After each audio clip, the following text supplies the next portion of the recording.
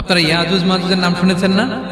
নূহ আলাইহিস সালামের 4 সন্তান ছিল, হাম, সাম, ইয়াফাস, কানাআন। এই ইয়াফাসের বংশধর হচ্ছে ইয়াজুজ মাজুজ, জঙ্গলি, হাজার হাজার শুধু বংশ বিস্তার করে। তারা এসে লোকালয়ে মানুষের উপর আক্রমণ করে, তাদের গবাদি পশু এগুলো ছিনিয়ে নেয়, ফলমূল খেয়ে ফেলে।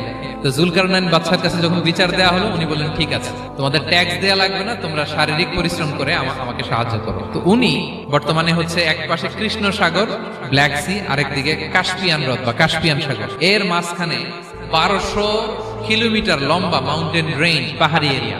এইখানে দুই পাহাড়ের মাঝখানে ফাঁকা জায়গায় তিনি বড় বড় লোহার পাত, এরপরে তামা, সীসা গালিয়ে বিশাল একটা ওয়াল তৈরি করলেন। এখন আর ইয়াজুজ মাজুজ আসতে পারে। ওরা প্রতিদিন এটা ভাঙার চেষ্টা করে, ভাঙতে ভাঙতে আরেকটু ভাঙলেই ভেঙে যাবে। ওরা বলে আগামীকাল ভেঙে ফেলবে, ইনশাল্লাহ বলতে ভুলে যায়। কিয়ামতের আগ দিয়ে ওদের মধ্যে এই ইনশাআল্লাহর প্রেরণা আসবে। তাদের একজন বলে উঠবে, আগামীকাল ইনশাল্লাহ আমরা এটা ভেঙে খান খান করে দেবো, ঠিকই ভেঙে ফেলবে।